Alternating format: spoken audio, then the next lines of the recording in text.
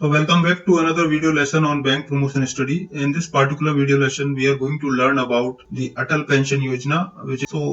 As we know, a pension provides people with a monthly income when they are no longer earning. So it means that it would be applicable after 60 years of age. So 60 years is the retirement age in most of the services in our country. So Atal Pension Yojana is a pension scheme for citizens of India. It is focused on the unorganized sector. So this should be remembered. It is focused on the unorganized sector workers. Under the APY, guaranteed minimum pension of rupees 1000 or 2000 or 3000 or 4000 or 5000 per month will be given at the age of 60 years depending on the contributions by the subscribers. So minimum pension amount is 1000 and maximum pension amount is 5000 in Atal Pension Yojana. This scheme has replaced the previous Swavlamban scheme. Previously there was a Swavlamban scheme and this has replaced it. Any citizen of India can join the APY scheme. The contributions under Atal Pension Yojana are invested as per the investment guidelines prescribed by PFRDA, Pension Fund Regulatory and Development Authority. For central government, state government, NPS, Swavlamban. So PFRDA is Pension Fund Regulatory and Development Authority. So it is looking after all the pension programs of Government of India. So APY is also regulated by PFRDA. It is administered by PFRDA. A subscriber can only open one APY account and it is unique. Multiple accounts are not permitted. So only one APY account is permitted. Multiple accounts are not permitted under Atal Pension Yojana. These are the eligibility criteria. So age should be between 18 to 40 years. Age should be between 18 to 40 years. Period of contributions will be minimum 20 years. Period of contributions minimum 20 years. So if a person joins at 40 years also, then he will have to make the contribution for 20 years and maximum period of contribution is 42 years. He should have a savings bank account. Aadhaar is not mandatory for enrollment in Atal Pension Yojana. So Aadhaar is not mandatory and person should have a bank account. So minimum contribution years will be 20 and maximum will be 42. So if a person joins at 18 years, he will have to deposit the amount for 42 years. But if they join at 40 years, then only 20 years because it is going to be continuing up to 60 years and after 60 years, person will get a pension amount. The co-contribution of the Government of India, that is 50% of the total contribution or rupees 100 per annum is available for 5 years from the financial year 2015-16 to 19-20. So 50% of the total contribution or 1000 rupees, it was available from 15-16 to 19-20 for the subscriber who joined the scheme during 1st June 2015 to 31st December 2015 and who are not covered by any statutory social security schemes and are not income tax payers. So these are the conditions. They are not covered by any scheme and they are also not the income tax payers. It is mandatory to provide the nominee details in APY account. If the subscriber is married, the spouse will be the default nominee. Unmarried subscribers can nominate any other person as nominee. The Aadhaar details of spouse and nominee may be provided. So it is may be provided, but this is not mandatory. The subscriber can opt to decrease or increase pension amount during the course of the accumulation phase once a year. However, switching option will be available once only in the month of April. So in the month of April, we can switch. So previously, if it was for 1000 rupees, the subscriber can switch it to 2000. So, but it can happen only in the month of April. Beneficiaries who are covered under statutory social security schemes are not eligible to receive government co-contribution under APY. For example, members of social security schemes under following enactments will not be eligible to receive government co-contribution. So who are covered under these schemes, they will not be receiving the government co-contribution. So these are Employees Provident Fund and Miscellaneous Provident Fund Provision Act 1952, the Coal Mines Provident Fund and Miscellaneous Provision Act 1948, Assam Tea Plantation Provident Fund 1955, Siemens Provident Fund Act 1966, Jammu and Kashmir Employees Provident Fund and Miscellaneous Provision Act 1961, and any other statutory social security scheme. So if subscriber is covered under these schemes, they will not be receiving the government co-contribution. The contribution can be made at quarterly, half-yearly, monthly intervals through the auto debit facility from the savings bank account of the subscriber. The contribution may be paid to APY through savings bank account on any date of the particular month. In case of monthly contribution, any day of the first month of the quarter in case of quarterly contribution, and any day of the first month of the half year in case of half yearly contribution. The subscriber should keep the required balance in their savings bank account on the stipulated due date to avoid any overdue interest for delayed contributions. Banks are required to collect ₹1 per month for contribution of every 100 or thereof for each delayed monthly contribution. So ₹1 per month for every 100 rupees. So if it is a delayed contribution, then 1 rupee is a penalty for every 100 or a part thereof. So if it is let's say 142 rupees, then they will deduct 2 rupees, 100 or a part thereof. So even for a part, it is the banks will deduct 1 rupee. Discontinuation. For long delay of 6 months, freezing of account happens. After 12 months, the account to be deactivated, and after 24 months, the account will be closed. So if there are no contributions for 6 months, freezing will take place, and for 12 months, the account will be deactivated, and in 24 months, the account will be closed. Overdue interest for delayed contribution for quarterly, half-yearly mode of contribution shall be recovered accordingly.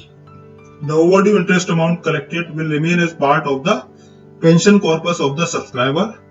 More than one monthly, quarterly, half-yearly contribution can be recovered subject to the availability of funds.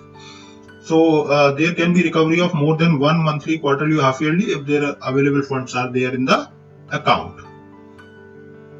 What will happen to APY account in case of continuous default? So that we have seen, deduction would be made in the subscriber account for account maintenance charges and other related charges on a periodic basis. Once the account balance in the subscriber account becomes zero due to deduction of account maintenance charges, fees and overdue interest, the account will be closed immediately. For those subscribers who have availed government co-contribution, the account would be treated as becoming zero when the subscriber corpus minus government co-contribution would be equal to the account maintenance charges, fees and overdue interest, and hence the net corpus becomes zero. In this case, the government co-contribution would be given back to the government. What are the fees and charges involved in maintenance of APY account? So these are the fees and charges which are there in the APY account. So point of presence, charge head, service charges, and method of collection. So point presence, initial subscriber registration service charges 120 to 150 depending upon the number of subscriber. Subsequent persistence 100 per annum per subscriber. Central record keeping agencies, account opening charges will be 15 rupees per account. Account maintenance charges is 40 rupees per annum. Pension fund managers, these are 0.0102 per annum of the asset under management, and custodian investment maintenance fees, they will get 0.0075% for electronic and 0.05% per annum for physical segment of assets under management. So as per cancellation of the units paid by the government as incentive, promotion and development charges for APY on the pattern of Swablamban. So 100 depending on the number of subscriber, initial subscriber 120 to 150 is given, and then 100 per subscriber. This is paid by government as incentive. What is the withdrawal procedure of Atal Pension Yojana? So on attaining the age of 60 years, upon completion of 60 years, the subscriber will submit the request to the associated bank for drawing the guaranteed minimum monthly pension or higher monthly pension if the investment returns are higher than guaranteed returns in the APY. The same amount of monthly pension is payable to spouse, default nominee upon death of the subscriber. Nominee will be eligible for return of pension wealth accumulated till age 60 of the subscriber upon death of both the subscriber and the spouse. In case of death, the subscriber due to any cause after the age of 60 years. In case of death of subscriber, pension would be available to the spouse, and on the death of both of them, subscriber and spouse, the pension wealth accumulated till age 60 of the subscriber would be returned to the nominee. Exit age before the age of 60 years. So exit before 60 years of age is generally not permitted. It may be permitted by PFRDA only in exceptional circumstances. In the event of death of the beneficiary or terminal disease in line with the provisions of premature exit under NPS. In case a subscriber who has availed government co-contribution under Atal Pension Yojana chooses to voluntarily exit APY at a future date, he shall only be refunded the contribution made by him to APY along with the net actual accrued income earned on his contributions after deducting the account maintenance charges.